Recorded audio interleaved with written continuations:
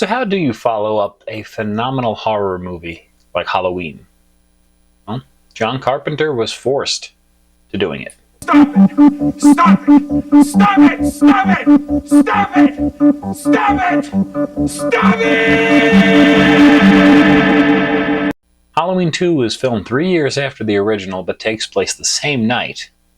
And John Carpenter was not originally going to be involved, but he was forced to through contractual obligations. The 1981 sequel was co-written and co-produced by John Carpenter, although he famously states that he was drunk when he came up with the concept, that Michael Myers and Laurie Strode were brother and sister. Sequels at the time, especially for horror, were still a fairly new concept. I mean, sequels had been around since the beginning of cinema, don't get me wrong. But the contemporary horror sequels we had seen in the previous few years were Damien, The Omen 2, Jaws 2, and Dawn of the Dead. Jaws 2 continues the story of Jaws almost directly. Dawn of the Dead continues the zombie story, although with all new characters. So those are two very different ways of continuing a story. Halloween 2, since they struck gold, they really wanted to bring Michael Myers back. So they, through contractual obligations, lawsuits, all sorts of things, John Carpenter was forced to come back and write the sequel. A lot of people find it to be a problematic sequel because it introduces the Laurie and Michael are related concept.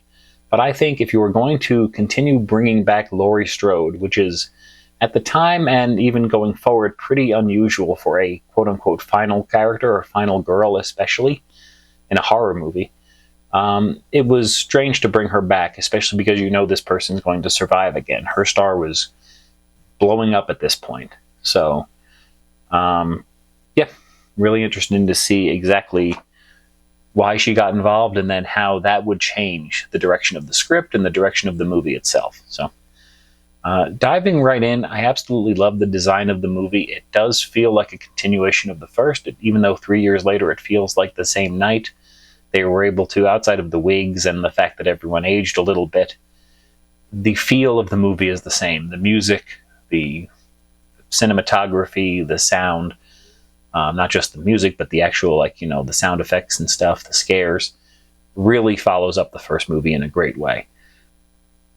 I love how they change the setting also. It's not just another sequel, which the rest of the series ends up being, but it's not a sequel where Michael is stalking people in houses or in neighborhoods or in rooms, basically like that. This is a hospital, which is something we can all relate with. I mean, not like we can't relate with houses, but a hospital is a typically well-populated place, well-lit, sterile, meant to be a safe place, a safe environment, a place you go to get safe, a place you go to get healed. So it's meant to be something that's comforting almost. And the beginning of this movie, actually, you see the hospital. It's teeming with people. People are active and they're walking around. It's not packed, but the way they film it actually seems like it's a bustling hospital. So as the movie progresses, they cut power. All of a sudden, a lot of the scenes are lit by floodlights or by outside lighting coming in through the blinds. The hospital, all of a sudden, each shot has one or two people in it tops, and the hallways are shown with very long shots. So you see people, but then you see how much distance there is between them and anything else. So it's a really scary environment, especially because there's all these rooms, all these curtains that Michael could be hiding behind. So I found it to be unnerving because, especially, obviously there's a killer, but Laurie is aware of what's going on, but has been drugged. And she's injured. So now she's in bed, injured, drugged, can't fight for herself, and is basically stuck, and is a target waiting for Michael to come and find. And the scariest parts of the movie are when she is stumbling around trying to avoid Michael at the end. That's just, it's a great chase scene, and I think it might be better than the chase scene in the original movie because there's so many great beats in it, like when he's about to get her through the elevator and he can't.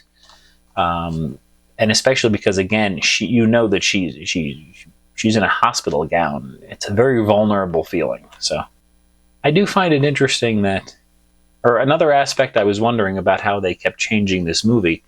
I like how they didn't make it something that Michael was defending his home turf, because that would have made him like Jason or, Freddy or something. He follows someone to kill more at the hospital. Now, they could have done this another way. They didn't have to connect it with Laurie.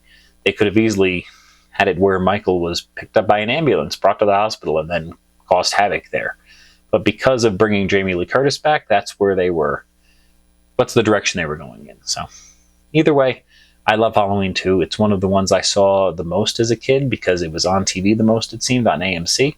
I probably saw it more than the original growing up. And as I said, it has a lot of scenes that really stick with you, a very unnerving look at Michael, and a great movie overall. So, Halloween 3. Halloween 3, John Carpenter was involved in, but again, he took even a further step back. I believe he was only co-writer on this one and co-producer. You can still see his fingerprints throughout the movie. These three movies, Halloween, Halloween 2, and Halloween 3, they go together in the series, not just because Carpenter is involved, but because of the quality. The quality of these three movies is a level above everything else in the series until you get to Halloween 2018. So so this movie has that going for it. Having said that, I personally find it to be a divisive movie, and not just because of the fan reaction of it doesn't have Michael, it's involving a cult of, trying to, or not just a cult, but some type of druid warlock trying to kill all the kids in the world. That's some crazy stuff, and it's a great storyline, but I find the movie divisive because the first half to first three quarters are amazing. It's dark, you don't know what's going on. It's got just an eerie feeling of, are these people watching us at all times? What's going on? And then all of a sudden, spoilers, Marge Gutterman dies at the hotel, and immediately you know who the evil person is. You basically know what the threat is, and the movie shifts gears to a well-lit factory at this point. You immediately know who the supervillain is. He's talking to the camera at this point. He's jolly. It really robs the last act of the film. And then the big threat is, okay, they're taking out the children, which is existentially a horrifying thing. But we don't know any of the children. We met Dr. Chalice's kids for about 2 seconds, and otherwise, these are just nameless, faceless kids. So you can put yourself in that position, I guess, if you have children.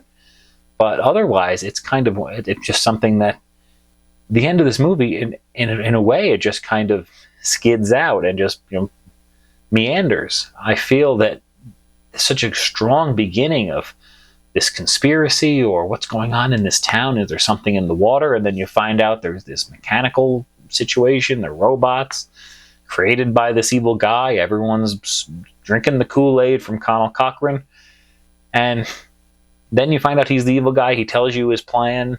Dr. Chalice escapes very easily, it seems. The whole Ellie Grimbridge thing is just really creepy because she's like 25. He's her dad's age. The dad dies. They know each other for about a half hour, and then they're having relations. It's just, there's parts of this movie that are great, and there's parts of this movie that there's a reason that a lot of people don't come back to it and don't love it. I think there's a reason that I've seen this the least amount of any film in the series. Originally, it was because no Michael. Now it's because I just don't find it that enthralling of a film. And I know that's kind of taboo right now. That's one of the movies it's one of the movies in the series that people say, oh, well, because it doesn't have Michael, it has such a dark theory. Enjoy it if you like it, but it's just not for me. And with that, next week, we will get into the 1978 original, Halloween. And I will tell you why it scares me, and why it originally scared me, and why it will always scare me. This is Alex from Sandro Says saying, have a great night. Take care.